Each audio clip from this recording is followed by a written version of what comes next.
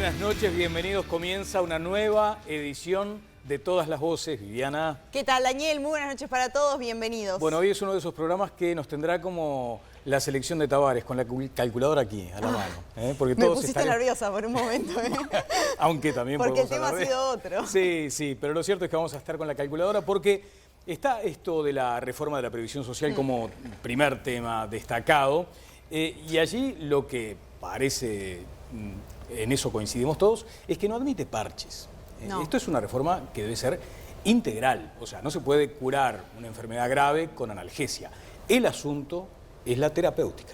Totalmente, es una... A ver, el Banco de Previsión Social tiene un déficit muy grande, supera los 600 millones de dólares y las previsiones para el año que viene son aún mayores. Y además hay diferencias en las distintas cajas, ¿no? Que es uno de los objetivos también de equiparar y por lo menos que sea más igualitario para todas las cajas. Sí, acá se pretende justamente igualar a estas 5 cajas, no solo al Banco de Previsión Social. Y vamos a presentar a nuestro panel que hoy va a estar debatiendo este y otros asuntos, con algunas novedades. ¿No encontrás cierto parecido a la señora con lo que estás viendo acá? Sí, la verdad que sí. Cuando me dijiste, dije, sí. Puede ser, ¿no? Me suena el personaje de una serie de televisión. Exactamente. Laura con nuevo look. ¿Cómo te va? Nuevo look, ¿viste? Cambio. A veces hay que cambiar, hay que animarse. Hay que animarse. Pero hacíamos la comparación con Claire. Bueno, me lo dijeron a la entrada. Yo dije, bueno, Claire Underwood, por favor, era un poco mala. Espero ser mejor persona, ¿no? Porque en esa serie era malvada. ¿Qué personaje? Qué personaje, exactamente. ¿Cuánto habrá de esos entramados vinculados a esa serie que además fue en algún momento revolucionaria, ¿no? Sí, y uno decía, uy, ¿qué hay detrás de estos intersticios del poder? Donde el que manda no siempre es el que preside un país, por ejemplo, ¿no? Pero lo dejaremos para otro momento. ¿Cómo te va, Fernando? ¿Qué tal? Buenas noches. ¿Son de series o películas? Series. Últimamente se ve que se me ha ido achicando la capacidad de atención y miro series.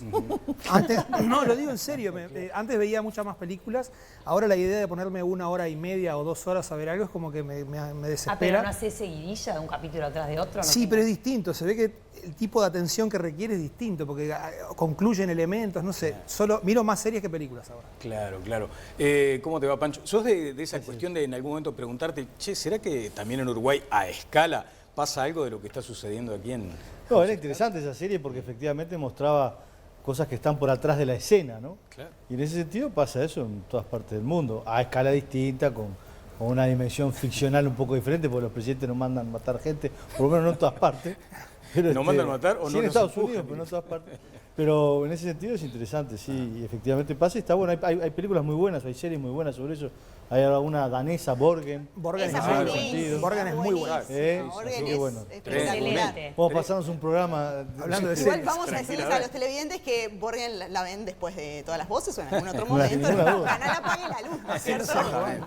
Eduardo. Pero es una buena serie. No, yo soy heterodoxo en eso, miro series, películas, el asunto es que me enganche, ¿no? Claro. Y que realmente tenga algún interés, pero creo que realmente hay cosas muy buenas que revelan aquello que está detrás de lo que se ve en la tele, digamos. Muy bien. Tenemos disparador para el primer tema que nos incluye a todos, esta reforma y los primeros pinceladas que va a discutir la comisión hasta fines de octubre sobre lo que propone esta comisión de expertos. La comisión de expertos que analiza una reforma de la seguridad social estudiará durante octubre un borrador de recomendaciones que fue presentado la semana pasada y elaborado por 9 de los 15 integrantes. Sobre la edad de retiro, la propuesta es pasar de 60 a 65 años de forma gradual, a partir de los que nacieron en 1967, que hoy tienen 54 años, hasta llegar a una edad mínima de retiro de 65 años para los nacidos a partir de 1971, que actualmente tienen 50 años. Recomienda que todos los sistemas converjan hacia las edades mínimas planteadas. El documento mantiene 30 años de aporte, pero se reduce a razón de 3 años por cada año adicional de edad. A los 66 años se necesitarían 27 de aportes, a los 67 años se necesitarían 24 y así sucesivamente. El documento también establece que al momento del retiro, el trabajador recibirá su jubilación del BPS, de la FAP a la que aportó, y si no llega a los 39.000 pesos, cobrará un suplemento. Esto sustituiría a la jubilación mínima, que actualmente está en 13.035 pesos, y a su vez complementará aquellas jubilaciones que estén por debajo de cierto umbral. El plan es que todos los trabajadores pasen a un sistema mixto. El ex ministro de Trabajo e integrante de la Comisión por el Frente Amplio, Ernesto Murro, aseguró que está bravo lo planteado. Acá se va por más años de edad y de trabajo, por más AFAP para todas las cajas y también para los que ya están en AFAP, por aportar más aporte de los trabajadores y posiblemente o seguramente más aporte de los empresarios, y para cobrar menos jubilación. Está bravo. Veremos qué es lo que se puede hacer en este mes. El presidente de la comisión, Rodolfo Saldain, le dio la razón a Murro, pero dijo que los políticos deberán definir ahora para dónde juegan. Efectivamente, este es un momento en el que para los decisores políticos deben demostrar si son políticos pensando en las próximas elecciones, en la próxima votación, o si son estadistas. Churchill ha dicho que un político se transforma en estadista cuando deja de pensar en la próxima elección y piensa en las próximas generaciones.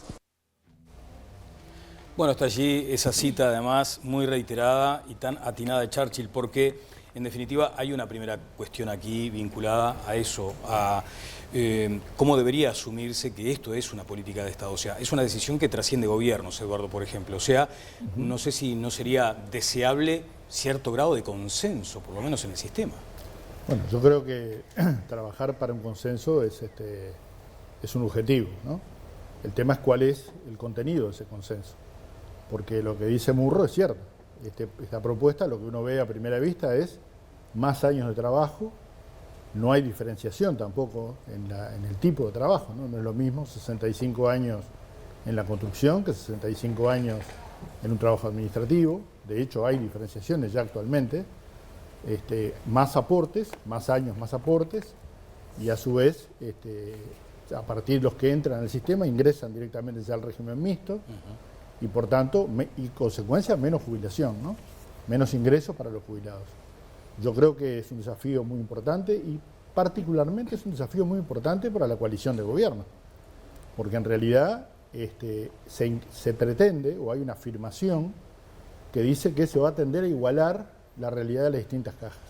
Y como todos sabemos, aquí el principal agujero es la caja militar, que genera casi 600 millones de dólares de déficit y que en su momento fue reformada en forma, yo diría, se avanzó en la reforma de la caja militar, lamentablemente no se contó con los votos ni del Partido Colorado ni del Partido Nacional. Por lo cual, ahora la responsabilidad de conducir este proceso es del gobierno, y una reforma que no incluya la caja militar u otras cajas que tengan beneficios adicionales al régimen general va a ser privilegiar a sectores que ya son privilegiados, ¿no? Igual en esto está incluida, ¿no? Está incluida en un borrador, pero ayer el presidente dijo claramente que esto no es vinculante. No, claro, son recomendaciones. Son recomendaciones en las cuales, aclaro que desde el mes de julio los integrantes por el Frente Amplio no están participando ni han participado en esta elaboración final. Eso es bueno tenerlo presente, que este documento es elaborado por los representantes de la coalición, y aclarando que no aseguran los votos de sus partidos, ¿no? Por lo cual yo diría que lo de Saldain es una aspiración muy loable.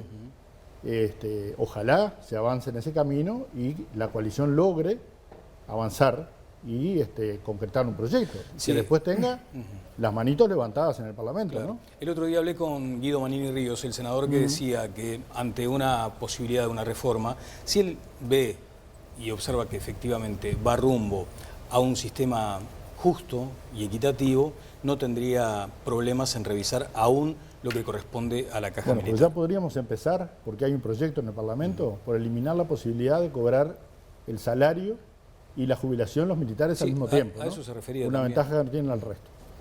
Laura.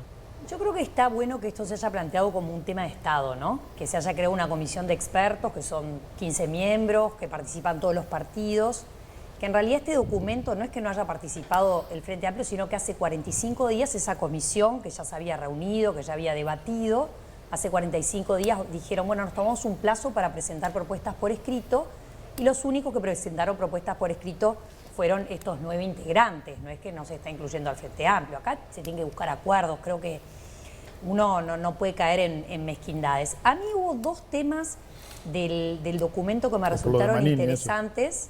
Las mezquindades por Manini. Muy bueno. Está poniendo Eso lo con dirías vos. sentido Yo del digo humor, las Eduardo. mezquindades de que acá todos los partidos políticos tienen que estar de acuerdo.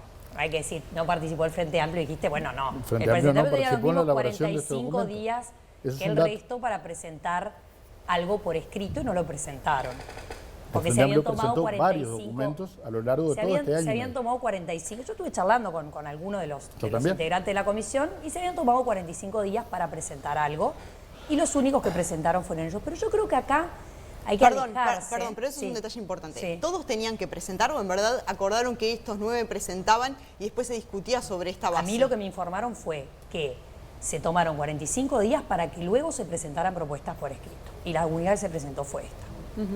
Eso es lo que me informaron. Pero más allá, y sin caer en esto, por eso me parece que no hay que caer en la mezquindad, qué piensa un partido, qué piensa el otro, sino que hay que pensar en que se necesita una reforma jubilatoria. Lamentablemente es una realidad que hay que encarar como política de Estado.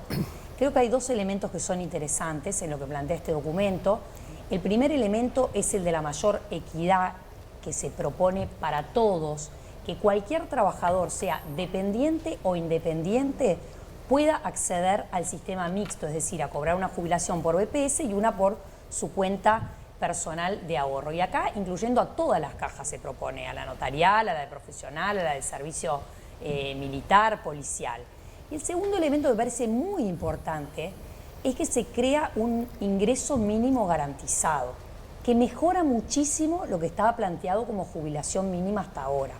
¿Qué se hace? Se crea un subsidio que va siendo decreciente a medida de que tus ingresos eran mayores. Es decir, una persona, hay un anexo bien interesante, yo lo traje acá. Lo tenemos en una placa, de hecho, ¿no? Ah, sí, es interesante. Sí. Hay un anexo que está muy bueno, que es que te muestra cómo una persona que cobraba un sueldo promedio de unos 15.000 pesos, para redondear, termina recibiendo un suplemento de alrededor de 9.000 y termina teniendo una jubilación de casi 14.000 pesos. Es decir, se contempla a aquellas personas más vulnerables que hayan tenido ingresos más bajos a lo largo de su vida laboral.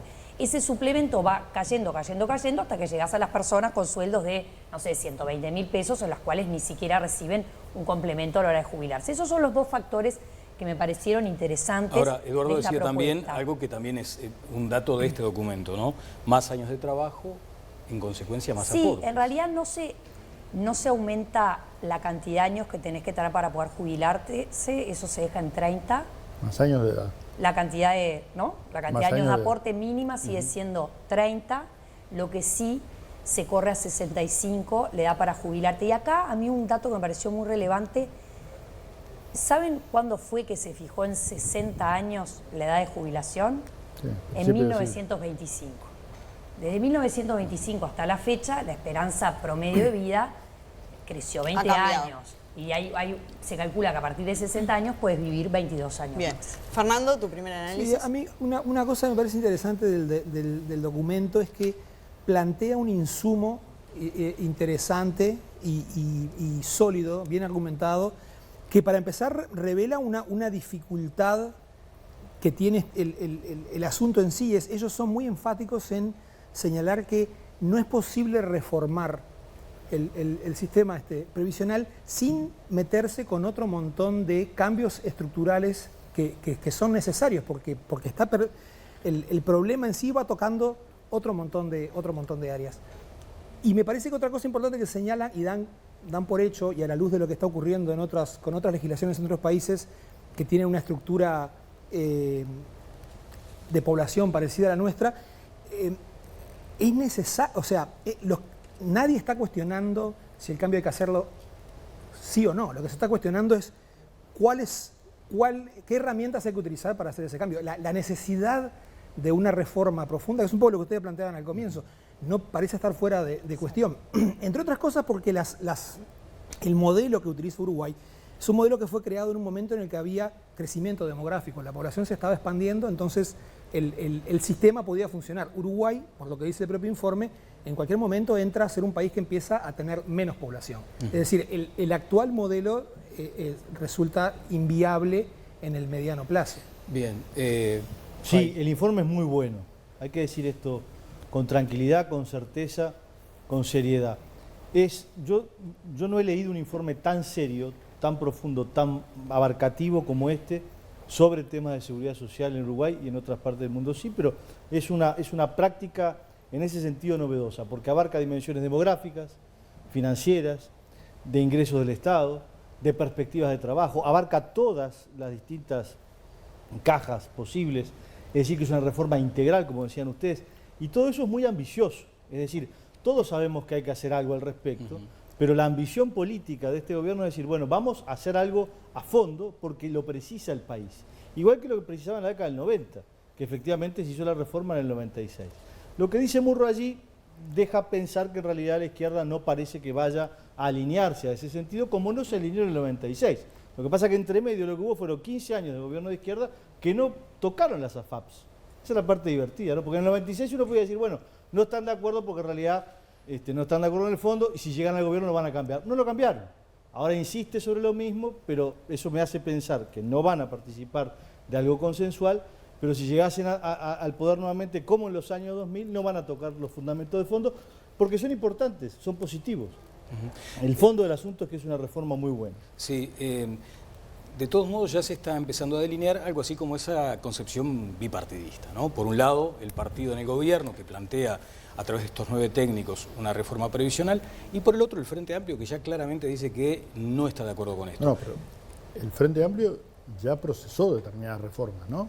Procesó la reforma. Pero estamos hablando de este documento en particular, Eduardo. Perfecto, pero hay una historia anterior. Sí, sí. Que es caja pero en bancaria. principio, imaginemos ahora la hipótesis de que el documento ingresa al Poder Ejecutivo, el Poder Ejecutivo no le hace mayores modificaciones y lo remite al Parlamento.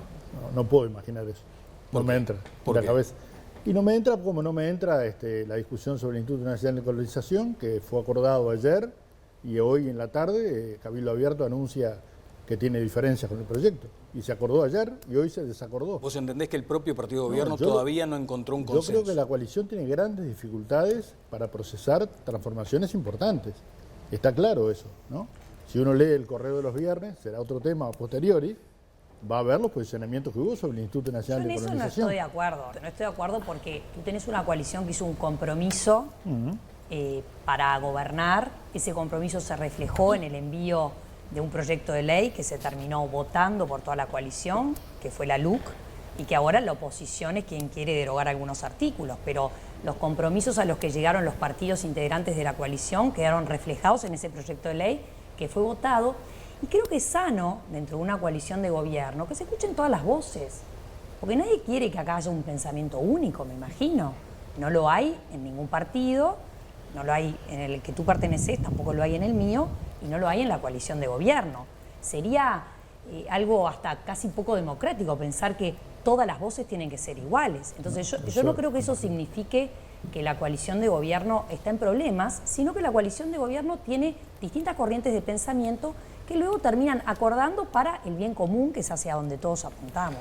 Ahora, Eduardo, pero más allá de lo que pasa en la interna de la coalición de gobierno, ¿cuál es el posicionamiento, en todo caso, que vos entendés que debe tomar el Frente Amplio para con esto? O sea, en definitiva, más allá de que haya aspectos por ahí que no comparten, o no comparten ni siquiera que estas propuestas que están planteadas vayan al fondo, ¿no? Que es, en definitiva, solucionar el déficit que hay de más de 600 millones de dólares e intentar equiparar las diferencias que hay, que son abismales, ¿no? Vos mencionabas los militares, pero también están los profesionales. Hay diferencias abismales hoy en día. Todos con derechos adquiridos, pero para empezar hay que saber que este no es el primer trabajo serio que se hace sobre este tema. Acá hubo un diálogo sobre seguridad social que se desarrolló entre 2010 y 2014, donde participaron todos los partidos políticos, todas las organizaciones sociales, la Universidad de la República, organizaciones de todo tipo, y se elaboraron una serie de lineamientos. Este no es un problema nuevo en Uruguay. Bueno, pero claramente. Esta comisión era para presentar documentos, eso se puede presentar. Nadie impidió a nadie presentar más documentos o puntos de vista. Creo que no me comprendiste. No, pero es importante saber que todos tienen la oportunidad de presentar sus propuestas Pero por escrito entendámonos, y llegar a un acuerdo en un tema que es tan relevante para Creo el que país. no comprendiste lo que yo dije. Ya hubo en Uruguay un análisis en profundidad serio en el cual participaron todos los partidos políticos, todas las organizaciones sociales, la Universidad de la República, las universidades privadas, porque esto es un abordaje integral de la realidad del país, no solo de la seguridad social. Esto tiene que ver con fenómenos demográficos, tiene que ver con fenómenos tributarios, tiene que ver ¿Y qué con pasó un con conjunto el de ahora? políticas. ¿Quedó en un cajón? Ese diálogo, no quedó en un cajón. Ese ¿Qué pasó? diálogo produjo un conjunto de leyes, por ejemplo, cosas que se plantean ahora, la compatibilidad entre trabajo y jubilación, ¿no? Aspecto que no estaba contenido en leyes anteriores, es un elemento que fue novedoso en aquel momento, en la posibilidad de lo que se llama formación dual, que el jubilado trabaje con el joven, hasta en un proceso de reposición. O sea, hubo una serie de acuerdos en aquel momento, en un momento en el cual la realidad del país era totalmente diferente, ¿no? Con un porcentaje de desempleo muy bajo. ¿Acuerdo con la oposición de aquel momento? Sí, sí, algunos de esos documentos salieron por acuerdo, claro que sí. Y en muchos de ellos fueron discutidos y acordados con el sector ¿Y está empresarial. descartado que eso se incluya ahora en una No, posible para nada. reforma? Yo digo que lo que se está haciendo ahora no es, simplemente quise decir, por eso me parece que no se comprendió, Que no arrancó de cero. que esto no es una cosa novedosa. Ya hubo un proceso de este tipo. Ahora, la traducción política de esto, cómo se va a concretar, es el gran desafío que tiene el país. Y ahí no es un problema de si el Frente Amplio acompaña o no acompaña, porque en definitiva el Frente Amplio no tiene los votos siquiera para bloquear una reforma de la seguridad social. Aquí el problema es cómo se procesa para que realmente tengamos un sistema que reconozca las dificultades que el país tiene en materia demográfica y que dé soluciones en el marco de un acuerdo de la coalición gobernante. Y voy a aclarar una cosa. El presidente de la calle, en la campaña electoral, y a mí me pareció bien ese planteo, afirmaba que en vez de ir a un esquema de fijar una edad de retiro mayor, había que producir elementos para incentivar que la gente se retirara más tarde. Y en Uruguay la gente se jubila entre 63 y 64 años. Sí. Esta es la verdad. Sí. Por lo cual no es tampoco muy novedoso llevar a 65. Lo que quiero decir es que eso tiene que ir de la mano con políticas, por ejemplo, que atiendan la realidad de los mayores de 45 años. El que pierde el trabajo en esa edad, luego no logra completar los años de trabajo para jubilarse. Y mucha gente pero queda ahí sin vos jubilarse. viste, Eduardo, lo del ingreso Sí, yo mínimo vi, garantizado. No, porque me parece que precisamente Claro que ataca ese problema, porque Bueno. ¿qué cambio se hace? Antes, si no llegabas a la cantidad de años necesarios para jubilarte, había una escala que ibas poniendo, pero donde quedaras, qué sé yo, habías hecho 15 años de aporte y eso en el fondo no te ayudaría para nada. En lo que se propone ahora me pareció muy interesante.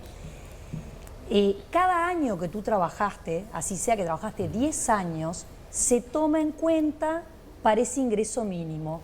Entonces te incentiva y compensa a esas personas que quizá por un problema tuvieron que retirarse del mercado, pero qué bueno, que 10 años aportaron, 15 años aportaron. Es muy importante tomar en cuenta a esa gente que hizo el esfuerzo. Ahora, Laura, es un tema, como decíamos al comienzo, árido, complejo, arduo. Y uno se pregunta si no debería también la coalición gobernante establecer, más allá de que hay periodos para, por ejemplo, esta comisión, para que luego haya un proyecto de ley en el Parlamento, porque después esto se transforma en un tema de tensión electoral, no es un tema simpático. ¿Puede haber un costo político allí, por ejemplo, si esto se dilata en el tiempo? Pero yo creo que acá, en este tema, no deberían medirse costos políticos. No debería, pero... Yo creo que puede haber porque además hay derechos adquiridos. Si se malentiende la reforma. Yo creo que si uno mira al Uruguay como un todo y con la creación de un sistema solidario donde vos vas, por lo menos lo que está propuesto aquí, que no sabemos si es lo que finalmente se va a terminar votando, ¿no? Yo me refiero al documento. Vos ves que hay un intento de equiparar que todos los trabajadores accedamos a lo mismo y por otro lado de proteger a los que tuvieron menos ingresos. Y yo creo que eso, el uruguayo que es solidario, le tiene que importar, ¿no? Pancho, sobre este punto que decía Daniel, ¿no? Porque es cierto que las reformas de la seguridad social en otros países causaron verdaderos estallidos sociales, ¿no? Sí. Y además acá es difícil pensar que va a llegar con el apoyo de todos porque el diagnóstico no tuvo el apoyo. Pero escuchar a Murro, alcanza para... Si escuchás a Murro te vas a dar cuenta que no llega con el apoyo de todos. Está bien, pero entonces... Si te acordás de la reforma del 96 y pensás en las elecciones, es la respuesta. Es decir, las elecciones eran en el 99, las anteriores eran en el 94, el gobierno llega al 95, inmediatamente hay que hacer la reforma de la seguridad social. Aquí lo que hubo fue un año y medio de pandemia que trancó un poco todo eso. Pero esa reforma tiene que hacerse pronto, justamente porque después va a haber un ruido electoral que va a parar. Es muy fácil pararse como burro y decir, suben los años, y no dice lo que dice Eduardo con toda razón, pero hoy en día es 63, 64, Murro 65 es más o menos lo mismo. Hay que aportar más, no, son 30 años, Murro. Pararse en una esquina a hacer demagogo es una pavada.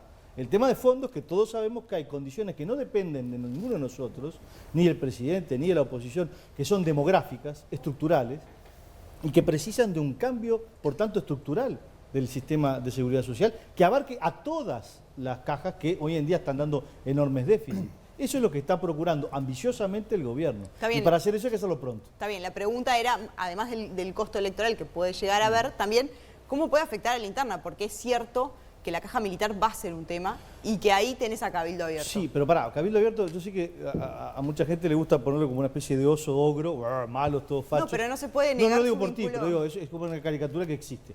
Pero hay un delegado de Cabildo Abierto entre los 9, calma. O sea, no es que se entera Manini dentro de una semana, ay, ¿qué fue lo que hizo? No, hay un contacto directo. La persona que está allí además está vinculada al tema militar, calma, o sea, no se hicieron cosas de la nada. ¿Pero crees que les va a gustar Hay que reconocer una cosa. Yo reconozco lo de Pancho. En el caso del puerto se enteraron en el Parlamento. En este caso están en la comisión. Muy bueno. Se ha tomado una muy buena. No, a mí lo que me pasa es como me pasa también con otros temas. Yo escuchaba lo que decía Eduardo y es verdad. Yo dije que el informe era muy bueno, estoy seguro de que no es el primer informe que se hace al respecto, ni los primeros acuerdos que se hace. La sensación que yo tengo es que la distancia que hay entre cualquier informe técnico más o menos decente y lo que después termina implementándose, que es la distancia política que va entre lo técnico y lo político, digamos, muchas veces termina, quizá por la propia negociación de la política, termina diluyendo la radicalidad de cualquier informe técnico. Y se terminan, volvemos una vez más a la política de parches. Es decir, no digo que esté mal ni que sea un mal inevitable, pero la sensación que yo tengo es que siempre hay una distancia entre la genialidad de los tipos que son unos expertos y después cuando eso cae, es atravesado por la política. Y yo creo que más allá de las virtudes o cosas que se le puedan criticar al documento, en general esa distancia va en contra de la radicalidad de cualquier reforma y cualquier cambio. Eduardo, por ejemplo, sí, tú querías hacer una pregunta. No, simplemente hay un ejemplo en ese sentido. Yo escuché una entrevista a Rodolfo Saldain y recordaba esto que yo mencionaba, de que lo que el presidente de la calle había dicho en la campaña respecto a incentivar el retiro. Y hay un momento de la entrevista, es en un programa de la mañana, no voy a decir cuál, en el cual se le pregunta a Saldain respecto a los incentivos y él responde que eso es música para los políticos, ¿no? Como que eso es, no voy a decir demagogia, porque no me gusta el término, pero es música para los políticos. O sea que en realidad eso no sirve, no funciona. Ahora, si los representantes, están todos representados, eso es cierto, están todos representados, la coalición de gobierno, este documento ya podría tener una transformación, un articulado. Claro, ahora Sin embargo, el presidente aclara que esto no es vinculante. Yo creo que el presidente ya sabe que va a transitar, que va a tener que surcir algo adentro. Ahora, yo te quería preguntar por la contraria. ¿Qué te convence de este documento, por ejemplo? Porque allí mencionaste hoy algo de lo que no se habla tanto, y es la posibilidad de un retiro activo. Retirarse en este país es un problemón también, ¿no? Claro. Con los niveles que tenemos de ingresos. Un temor anímico. De todo punto de vista. Yo lo he visto en la generación de... O sea, vos estás trabajando y resulta que te vas para el lado de los jubilados, para el cuadro de los jubilados, y perdés por todos lados. Es un problema. Pero allí se mencionó, por ejemplo, esto del trabajo activo. Retirarte, pero no tanto. Yo te mencionaba recién que la jubilación parcial, por ejemplo, ese fue un resultado de los acuerdos del diálogo del 2000. O sea, tomaron de allí esto. Lo de la jubilación parcial ya está vigente, hay una ley vigente. No, digo, algunos de estos elementos los tomaron de ese... Obviamente, claro que sí. La jubilación parcial significa que tú te jubilás por la mitad de la carga horaria, cobrás una compensación jubilatoria, que es la mitad, y seguís trabajando. Esto tampoco es un gran invento uruguayo, ¿no? No, y pero costó, eso fue de hecho, tomado, ¿no? Al principio no... Y además no había implica mucha un proceso de retiro. Claro. No es lo mismo que irse mañana que tener un proceso de retiro gradual. También se agrega, además de que tú puedes jubilarte parcialmente, se agrega que tú puedes hacer es dos casos, ¿no? Puedes jubilarte igual volver a trabajar, que es un profesional, por ejemplo, lo Eso podía siempre hacer, se pero puede. pero que si volvías perdías la perdías parte de la la jubilación. jubilación. Ahora se arregla para que tú puedas, pese a que te jubilaste, se equipara que si volvés a trabajar no tenés que estar en negro para no perder la jubilación. Hay una cuestión muy Está importante. la música, pero nos quedaron las AFAPs también, ¿no? Que Una son- frase simplemente, que es la necesidad de tener políticas muy activas de empleo para esto. Porque en realidad, para completar los procesos de acumulación de años y demás, tiene que haber fuertes políticas activas de empleo, cosa que Como no en hay. el EFOP, por que el se la llevaron todas, ¿te acordás? En ¿Cómo? estos años. En el EFOP, que se la llevaron todas y no hicieron En la el formación. Si Ya demostrás que que se estamos en llevaron ese- un peso, esta afirmación que haces es grave, ¿no? ¿Vos decís? Se Muy llevaron importante. un peso, un peso. Hubo varias denuncias de que, Un de que no, distintos evoca. actores no hacían. Lee la auditoría Bueno, y, te voy a hacer caso. y encontrarme un peso que falta en el EFOP. Muy bien, Uno. muy bien lo que vos digas. Uno, ¿eh? Y decime una buena Solo formación que haya gastado toda la plata que se usó. y Es después- otra cosa. Tú Está, dijiste que se pues, llevaron un peso. Bueno, se la llevaron en el sentido de que Bueno. la plata no se gastó en lo que debía gastar. María, Yo no dije que otra se la historia, llevaran otra en historia. robo. María Urruzuelo se dedicó un Llevársela, poco al llevársela en el análisis de bolsillo. esto, ¿no? Nos vamos a la pausa y luego de ella seguimos adelante en todas las voces con más temas. Sí, tenemos el acuerdo de la coalición con el Poder Ejecutivo, a ver, de algunos discordantes, ¿no? De la coalición y del Partido Nacional por el tema de colonización y los asentamientos. ¿Cuál fue la solución? La ponemos en debate en todas las voces. Viví el puesto. Viví Uruguay. Gastronomía, estilo y tradición en uno de los lugares más lindos de Carrasco. El Puesto, la parrilla tradicional de Montevideo.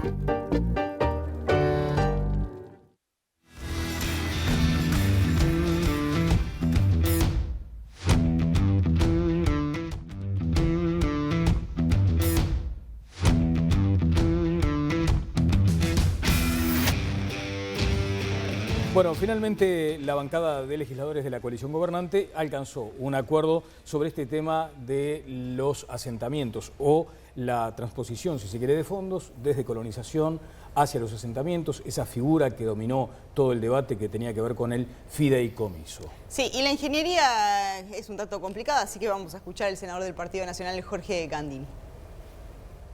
Hemos arribado a una solución que permite financiar, en primer lugar, el fideicomiso que podrá ser de administración o financiero para atender la regularización y relocalización de los asentamientos en la política prioritaria de vivienda. La solución pasa por la transferencia del impuesto que hoy se destina al Instituto Nacional de Colonización para garantizar un fideicomiso con ese fin, es decir, con la seguridad que tiene la recaudación de un impuesto que será garantía de ese fideicomiso. Al mismo tiempo, el mismo monto que hoy se destina a través de ese impuesto a colonización será sustituido por reasignaciones presupuestales de partidas que hoy no son utilizadas en el presupuesto nacional y que determinan un destino de 15 millones de dólares en UI, pero equivalente a 15 millones de dólares a partir del ejercicio 2022, con destino exclusivamente a la compra de tierras por parte del Instituto de Colonización. Además de esto, hemos acordado que el impuesto que se transfiere para el fideicomiso de vivienda estará transferido mientras dure el fideicomiso, finalizado el cual volverá a financiar su origen, su destino original, que es colonización.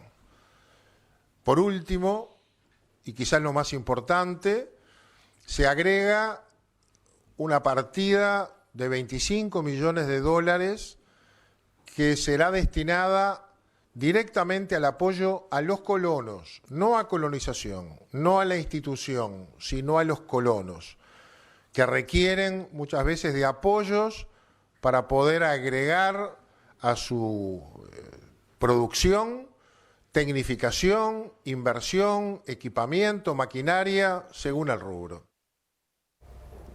Bueno, Gandini lo explica. Hay que ir hilando todo, ¿no? Sí, no, Así es que lo complicado. felicitamos al senador Gandini. De todos modos, sin pretender además o cayendo tal vez en una simplificación un poco absurda. Acá hay más gasto. En principio parece ser como una primera afirmación. Yo creo que la principal conclusión es que acá van a poder haber más de 200 millones de dólares para atender la realidad de las personas que viven en una situación de extrema vulnerabilidad.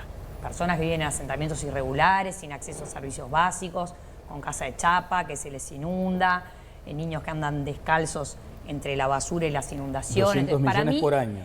200 millones si con el dinero anual que se consigue, que puede llegar a ser, porque proviene de 2 impuestos, puede llegar a tener un máximo de recaudación de 23 millones de dólares por año, si con eso se hace un fideicomiso financiero, que como está garantizado que se van recibiendo fondos año tras año, eso se puede generar un fideicomiso que se va pagando con los 23 millones. Para un problema que está ponderado en 2.000 millones. Pero para un problema que tenés que empezar a atacar, porque hace 15 años, 20 años que no paran de crecer los asentamientos. El último informe oficial que hay del Ministerio de Vivienda respecto a los asentamientos es del año 2018, y ahí se menciona que hay unos 600 asentamientos irregulares y que en los últimos 7 años habían subido 45 más. Es decir, estamos hablando que aún en tiempos de bonanza económica y aún en momentos en que había planes para trabajar en asentamientos, los asentamientos seguían creciendo. Entonces, esto sí tiene que ser una política de Estado.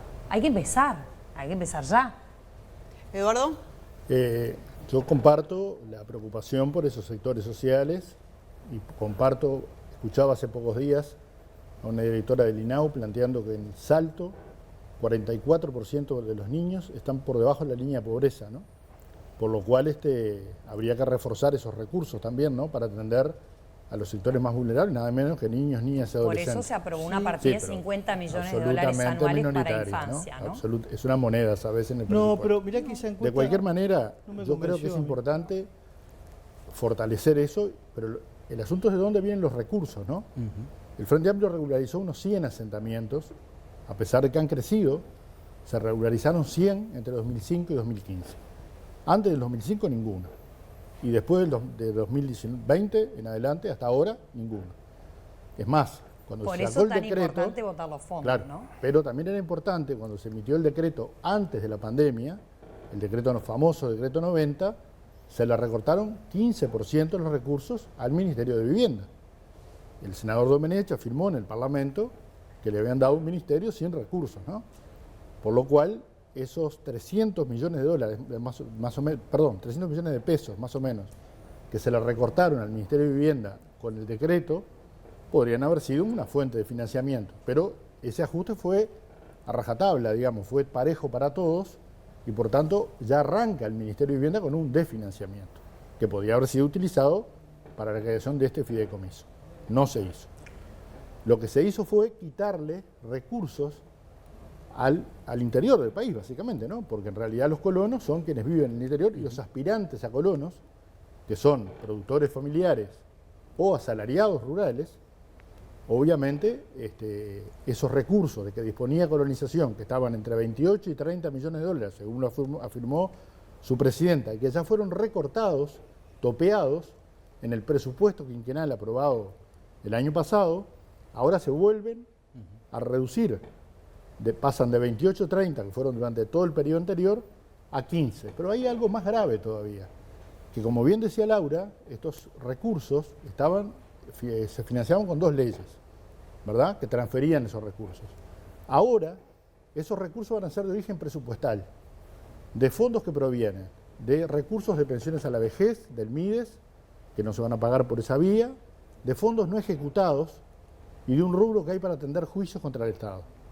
O sea que cada año el Instituto Nacional de Colonización va a tener que golpear la puerta del Parlamento para que se le asignen esos recursos. Como todos los organismos del Estado que se le asignan presupuestos, muchos tienen impuestos asignados. Permitimos una precisión, porque hay una información errónea, ¿no? Que es que cuando tú te referís a que hubo recortes para el Ministerio de Vivienda, hubieran usado eso para hacer un fideicomiso, no, con fondos presupuestales no se puede hacer un fideicomiso, perfecto. Se puede hacer solamente con un flujo de fondos futuro como son los impuestos. Es una precisión, pero... Está bien, pero recortar fondos... Pancho Fay. Bueno, es lo que tú decías al inicio. Notoriamente se cubre todo, se gasta un poco más. La política es el arte de los equilibrios y de encontrar acuerdos. Es el acuerdo que se encontró para cubrir una prioridad del presidente que no es de ahora, sino que lleva muchos años, y para también satisfacer una demanda de dentro del Partido Nacional, pero no solo, también de Cabildo Abierto, por ejemplo, parte del Partido Colorado, de una institución como Colonización que tiene mucho arraigo en el interior y que por tanto está muy vinculado a las bases electorales y políticas de los partidos que forman la coalición, que son mayoría amplia en todo el interior. Por tanto, creo que es una solución que habla de un entendimiento, de que la coalición se pone de acuerdo cuando las papas queman y que sale adelante. Mirá, con un gasto mayor, sí es cierto. Ahora, tampoco, yo en eso soy un poquito más práctico que la ortodoxia económica, religiosa, que dice, no, hay mayor gasto, que espantoso. A ver, tampoco es el agujero ANCAP, ¿no?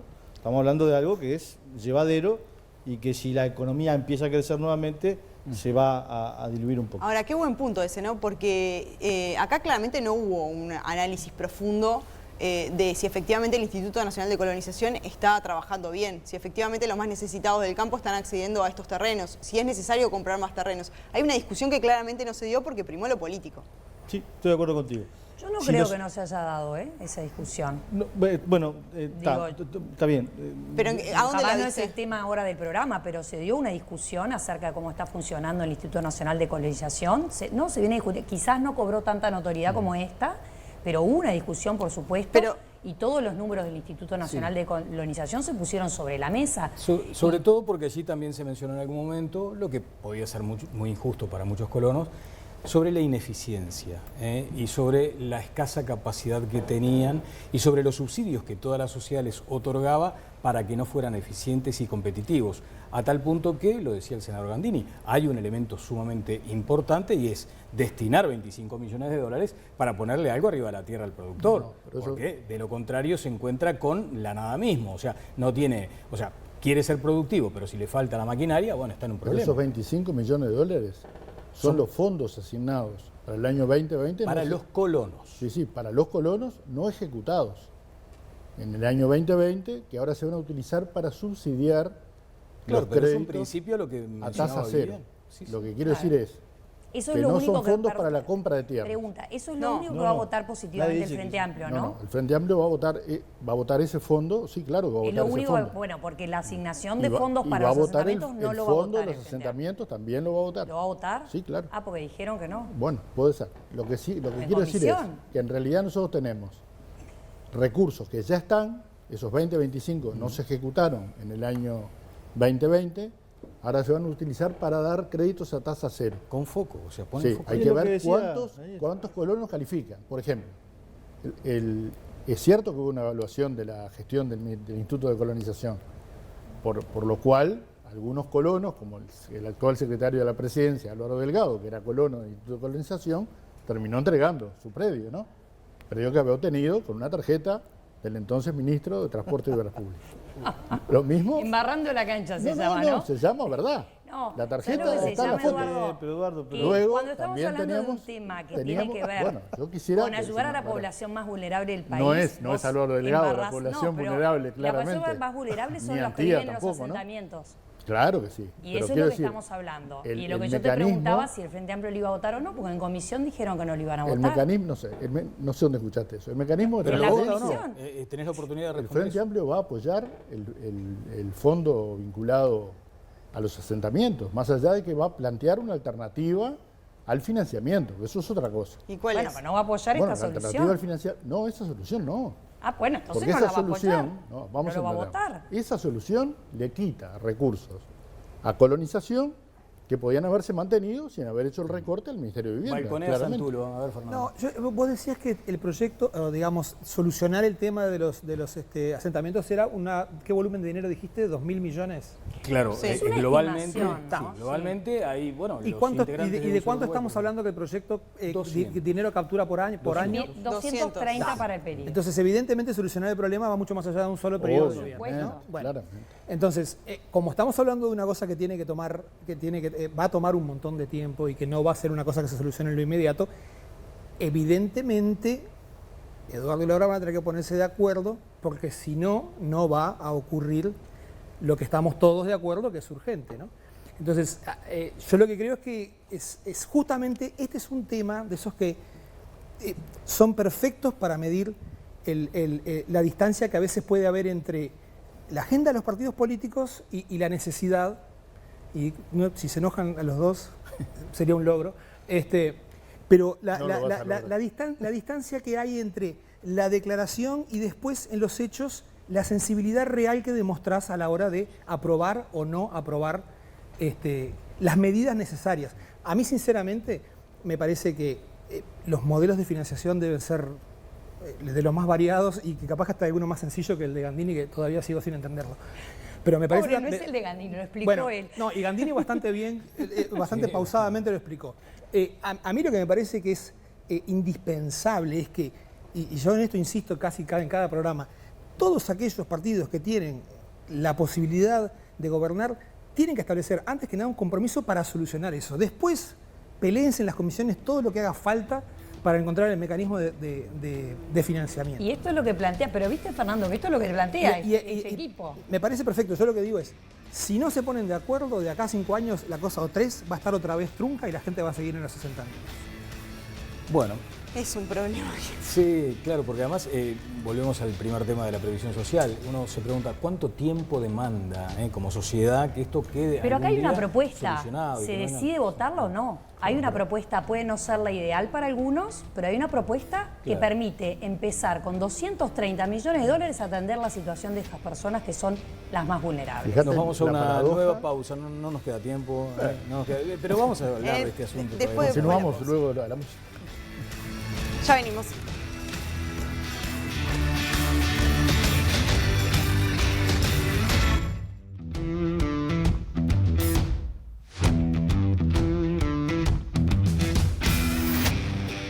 Bueno, muy bien. Cada tema parece que tiene como una referencia para comenzar a hablar de él de acuerdo a cada uno de los perfiles de nuestros panelistas. Esta es toda de Santulo, ¿eh? Sí, no vamos a dejar que le copie a nadie, que le saquen los argumentos también, que es una de sus quejas sindicales en el piso. Sí, mirá esta imagen, por ejemplo. Sí, vamos a ir a la polémica de las últimas horas, Fernando. Porque además son todos tus colegas los que saltaron ante esta imagen del fin de semana. Hoy se me enojó alguien porque dice, no digan rock, no sé, esto no es rock, ni nada por eso. Y colegas no exactamente, porque, o sea, quien saltó de manera más evidente es la Asociación de promotores y managers. Yo no soy ni promotor ni manager, ¿no? Uruguay no, es está bien, pero Uruguay hay muchos músicos también que se manifestaron en redes sociales. Yo lo que creo, pero primero ya sabemos qué fue lo que pasó. Yo creo que a esta altura ya todos lo sabemos, ¿no? Pero básicamente es la polémica que generó el show del American Rockstar 2021, que bueno, se vio en las imágenes una multitud, ¿no? Saltando, cantando, todos aglomerados. Y básicamente los managers, directores, músicos dijeron, bueno, estas condiciones no son las mismas para todos, terminemos ya con los aforos. Hay discriminación. Claro, yo no hay una cosa en la que no estoy seguro. Si alguien hizo algo espantosamente mal, vamos todos a hacer algo espantosamente mal. No sé si es una gran solución para el problema. Yo creo que acá lo que ocurrió en este caso es, efectivamente quedó planteado un doble rasero, digamos, en respecto a las... Pero me gustaría aclarar una cosa respecto a lo del doble rasero. Cuando este evento envía un protocolo al Ministerio de Salud Pública, el Ministerio de Salud Pública hace un check, ¿no? Dice, bueno, lo que plantean, esto está bien, esto está, acuérdense de hacer esto, acuérdense de hacer lo otro. Y después van los promotores y hacen lo que se les da la gana. Que en buena medida no respondía a los propios protocolos que ellos habían armado para obtener la autorización del Ministerio de Salud Pública. Entonces, lo podés ver de dos formas. Por un lado, sí, efectivamente se genera un doble rasero. Pero se genera un doble rasero ¿por qué? Porque quienes hacen de la música su medio de vida, digamos, tienen, y son los que han respetado. Yo he dado varios shows durante la pandemia respetando estrictamente los protocolos, lo cual implica en términos económicos básicamente perder plata, porque con los aforos que hay, yo esto no sé si lo expliqué alguna vez, pero vos haces un show, los costos fijos son los mismos, vendas 300 o 500 entradas. Entonces, en la medida que no cubras esos costos fijos, perdés plata. Claro. Entonces, lo que ocurre acá es que quienes tienen los espectáculos musicales como medio de vida, tienen que respetar las reglas, y de hecho las han respetado. ¿Por qué? Porque si te van a empezar a caer multas de todo tipo, terminás cerrando. Esta clase de evento, yo no sé quién lo organiza, pero es la clase de evento más bien único. Haces un festival, convocas un montón de gente y sacas la cuenta. Decís, bueno, ¿cuánto me puede salir la multa si no cumplo con los protocolos? X plata. Bueno, si vendo 1.500 entradas más, tácate, vende las entradas. Con una situación que es muy complicada. Eso es una ecuación económica. Claro. Pero acá lo que estás hablando es una cuestión que es sanitaria. Ahora, ¿vos crees Es decir, que acá hubo una ecuación económica entonces? No sé, eso es una hipótesis. No sé si la otra es entraron más del 75% o no. Creo que el comportamiento fue lo que más chocó, No, ¿no? claro. El no tapabocas, Yo fui a un el show que salto. me ponían un láser en la cara si Por me paraba. eso. Claramente acá que no hubo nada de no eso. te dejan levantarte. Yo lo que digo es que acá lo que hubo... Por eso hay una investigación. De hecho, a mí Hoy hay una reunión. un poco me recuerda, claro, hay una investigación, pero la investigación pasa, si en el caso de que haya existido algún contagio por cómo se hizo la cosa, ya está. la investigación, el tipo recibirá una multa, pero el mal ya está hecho. Total. Bueno, ese es el punto que me parece atendible, porque de hecho este martes se reúnen para escuchar los descargos de los organizadores. Más allá de lo cual, imaginemos que sí, que efectivamente haya habido una falta, como hubo en la Agropecuaria de Salto. Organizaron un evento, Sí. la situación un poquito se desbordó de lo que estaba previsto y estuvo la sanción. Ahora, la sanción es económica, pero el daño que puede configurar esto para el actual estatus sanitario es lo que deberíamos prestarle un poco más de atención. Sí, eso es cierto. Yo me quedé de todo el episodio también con algo que seguramente no les haya llamado la atención a nadie, pero a mí sí, que es el tono del tuit de los música Uruguay Música. que era un tono que yo calificaría de impertinente. Sí. Es decir, por supuesto que tienen derecho a quejarse si efectivamente esa foto que estamos viendo era la condición en la que se estaba haciendo esa fiesta, Hace un porque año y medio que no notoriamente hay trabajan, problema. Pancho. Hace un año y medio que no Sí. trabajan. O sea, fonderos O se sea, Por están, supuesto, yo sí, no están digo que no, impertinentes pará. y hartos y sin Y plata en los pasando hambre. bolsillos. Sí, pero yo no estoy diciendo que no se quejen. El tema es la forma de hacerlo. Pero las formas son importantes en democracia. Yo creo que hemos perdido infelizmente con el paso de los años y Mujica Mediante en particular las formas para hacer las cosas. Barrando. Es importante tener diálogo, es decir, vos no podés arrancar una queja hablándole mal al ministro, ni siquiera definiendo cuál es el ministro que está mal, porque yo hablaba antes con Fernando, yo pensé que se refería al Ministerio de Educación y Cultura, pero era contra el ministro de Salud, que es un ministro que ha trabajado en estos asuntos. Evidentemente una cosa es lo que uno plantea en teoría y después las cosas prácticas que ocurren. ¿Qué vas a mandar? 25 funcionarios para ver si efectivamente se hacen las cosas como deben hacerse a Maldonado. Es decir, hay una parte en donde la gente tiene que ser responsable también de lo que hace. Y efectivamente, si esa es la foto y así se comportaron, no hubo Bueno, si responsabilidad. hay una ecuación económica, de responsabilidad poco y nada. No, yo quiero decir que comprendo la reacción, porque es gente que está pasando mal, sin trabajar hace casi un año y medio, con una asignación de 6.000 pesos que se les dio en algún momento, no sé si se les sigue dando o no, la verdad que no sé, pero que realmente es escasísimo, ¿no? Con 6.000 pesos. Entonces creo que la reacción viene más por ese lado, ¿no? Porque ha sido un sector duramente golpeado que no ha podido trabajar. Lo que me sorprende, y no puedo comprender, es lo que decía Viviana, ¿no? En realidad yo sé de espectáculos en los cuales se controlaba en el lugar, ¿no? Que la gente no se parara, etcétera. Acá aparentemente no hubo control de nadie. No sé si eso es un rol del Ministerio de Salud Pública, si es un rol de la Intendencia de Maldonado, no sé de quién es el rol. Pero perdón, Sé que se tiraron el rol uno al otro, no, hoy pero tarde. es que eso es vamos a recuperar un concepto y vamos a darle vuelta. Hacer eso, es decir, es responsabilidad por lo general de las salas, quien se encarga de que las Sí, de la cosas estén, organización. digamos, libertad responsable. Yo creo que lo que acabamos de ver acá es un ejemplo de libertad irresponsable. Es decir, presento un protocolo y después no cumplo el protocolo y no me encargo de que haya nadie verificando que se cumpla el protocolo. Normalmente ese rol de contención, por eso mencionaba lo del evento único y lo de las salas, que quien vive de esto va a tener que seguir haciendo shows, entonces no puede ponerse a acumular multas dejando que la gente haga cualquier cosa porque el protocolo se lo impide. En el caso de los eventos únicos, no digo que sea el caso, pero ocurre muchas veces que hago el evento y me fui, o me desintereso porque nunca más lo voy a hacer o lo que sea. Entonces, la actitud del promotor es distinta. Creo que no es el caso porque o por lo menos el evento del día anterior, el América Business Forum, se viene haciendo de hace muchos años y con determinada organización. Igual creo que hay que separar el tema en dos. Por un lado es lo que pasó particularmente acá, que se investigará, que lamentablemente estoy de acuerdo Igual a mí me contigo, causa Daniel. muchas gracias de eso, vamos a investigar. Y no tenés mucho para investigar. Bueno, ¿no? pero Digo, pondrás yo a qué multo sé. no, porque... Actúa rápido. Y se sanciona Pero sobre la un hecho burocracia, consumado. Pero sin cuando sentido. El hecho sancionás, consumado. fue así cuando se sancionó actos, cuando se sancionó hasta el velorio de la Rañaga en el Palacio Legislativo. Van, el Ministerio de Salud Pública mira las fotos, investiga y dice, bueno, pongo la multa. Pero con Eso el daño muchas veces ya hecho. El daño ya hecho. Pero eso es un tema, que es, bueno, ¿este evento se salió de lo que tenía que cumplir, sí o no? Los protocolos son los que el Ministerio de Salud Pública puso para todos los espectáculos públicos. Si entran personas solamente vacunadas, se puede llenar hasta 75%. Si entran personas vacunadas y no vacunadas, hasta 55%. Ese es el protocolo. Ahora, distinto es que el gremio de la música está pidiendo que se flexibilicen esos protocolos. Y esa ya es otra discusión, que va más a lo que decía Eduardo, de que es un gremio que últimamente ha estado muy castigado porque no se pueden hacer los espectáculos públicos. Entonces son dos temas diferentes. Estos no cumplieron con lo que tenían que cumplir. Ahora, estos están solicitando apoyo y es comprensible que lo soliciten. Yo lo que diría es flexibilización. Si de esta situación sanitaria no surge evidencia de que en estas condiciones aumentan los contagios, bueno, tenés que abrir la perilla de inmediato al sector.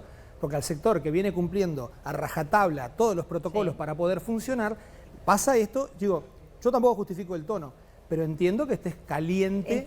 Si vos ves que vos venís un año y medio, no 6 meses respetando absolutamente todos los protocolos, perdiendo plata, porque aparte perdés plata, es objetivo. O mejor dicho, dejás de ganar plata. Y en algunos casos, algunas salas, después de meses y meses de haber perdido muchísimo. Y fue uno de los últimos sectores que se abrió y ya no había mucho argumento para que estuviera cerrado. Y el tema de la vacuna también es importante. Si no llegara a haber consecuencias de esta aglomeración, que esperemos que no las haya, esperemos que así sea, y era una aglomeración de gente vacunada, quizás se pueda flexibilizar hacia lugares donde la gente vacunada pueda retomar la vieja normalidad. Hay que evaluarlo. O conciertos al aire libre. En los sobre las formas, pero también sobre la desesperación, porque ahí se da una mezcla de ambas cosas. La Asociación de Salones de Fiesta acusó al Ministerio de Salud de mentirle a la población al decir que no aprueba protocolos sanitarios, sino que hace recomendaciones. Ese es un dato también relevante, ¿no? Lo que hace Salud Pública es recomendar. Los salones de fiesta, en su desesperación, entienden que no es así, que no es exactamente así. Habrá que ver cómo evoluciona esto, porque además en estas horas se va a resolver el fin de la emergencia sanitaria. Bueno, y está planteado también el tema de la apertura de fronteras, o sea, es decir, no estamos dando determinados pasos y está bueno que sea acompañado en todos los sectores también, ¿no? Las felicitas, que sea parejo para todos, o lo más parejo posible. ¿Qué decías, Pancho? No, que si efectivamente va a ser así pronto, pues entonces hay un cambio radical, ¿no? De paradigma, digamos. Claro, es decir, esto ya no estaría tan mal. Bueno, pero por eso, bueno, sí, pero estuvo mal que lo estuvo mal haberlo hecho con el protocolo, vigente. No digo que no, pero me refiero, si cambia la circunstancia, pues y eso es lo que están pidiendo los músicos, vamos a flexibilizar, y es lo que creo que el tema en agenda tiene que ser ese, cómo en esta situación actual, con un gran porcentaje de gente vacunada, con vacunas que siguen llegando, con terceras dosis que no todo el mundo se está dando, hasta qué punto hay que impulsar que la gente continúe vacunándose para que este tipo de situaciones puedan empezar a mientras no sea obligatorio, el único eje no puede ser el de la vacuna, sí vacuna, no. No, pero es importante. Pero ahí entran los privados también, los organizadores. Yo no digo que es importante, pero por ejemplo, si es en condiciones al aire libre. El principal problema que vos ves en esa foto es la aglomeración. Sí, totalmente de acuerdo, pero viste que hay diferencias de aforo. Hoy, sí, 55 y 75. 55 y 75 es una diferencia. Para lo que vos mencionabas, por ejemplo, la diferencia capaz entre que el show te dé plata o que pierda plata. Sí, por supuesto. Entonces no es menor poner el tema de la vacuna. Totalmente. Sí, y después algo que mencionó Eduardo al pasar y que también al ciudadano común y corriente puede llamarle la atención. En un momento hubo cruce de responsabilidades, Lo de la pelotita que fue de un lado para el otro, por un lado, si era la Intendencia la encargada de ejercer los controles o era el Ministerio de Salud Pública. Y eso de pronto a veces genera también... Bueno, supuestamente mañana sabremos, ¿no? Y sí, mañana se sabrá. ¿Qué fue lo que pasó? Sí, me decían acá, nos decían... Yo quiero insistir en la situación que creo que compartimos todos, de la gravedad de la situación de la gente que vive, ¿no? No digo quizá los promotores también. No, pero los promotores son los que ponen más ¿no? plata en juego, además también. Bueno, eso es cierto. Pero los músicos comen de todo eso. lo de alrededor, ¿no? Y también los iluminadores, los Obviamente. sonistas. Esa gente es la que está peor. Esa es la Los esa es la sonidistas, que está ¿no? Me aportaban acá en la producción algo que Total. también es muy nuestro, muy uruguayo. Ahora tenemos este pico de interés sobre este asunto, pero cuando vemos a todos amontonados en una cancha de fútbol, un desastre, todos saltando y gritando, sin tapabocas y sin nada, en ese momento nos escandalizamos, al otro día nos habíamos olvidado. Hay que tener memoria también. Pero es que el Porque virus si no entra en las canchas de fútbol. ¿Cómo, perdón? El virus no entra en las canchas de fútbol. Eso está comprobado está por la demostrado. OMS. Es Lo verdad, dijo la tenés OMS. razón, sí, tenés razón. Bueno, a propósito de cancha de fútbol, no nos queda tiempo, pero perdió el tono el maestro Tavares, perdió ahí, ya que estábamos hablando de protocolo y de formas, ¿no? Otro que estaba enojado ayer y... ¿Tenés tiempo para otro programa? No. Bueno, muy bien. Hasta aquí esta edición de todas las... Viste que fue fantástico. Un gran programa. Un gran programa. Bueno, vamos a jubilarnos por unos años más, pero... Y pensé, trabajar. vos tenés años todavía. Sí, ¿en quién querés que piense? Vos, Mirta. Será hasta el próximo lunes, que pasen bien.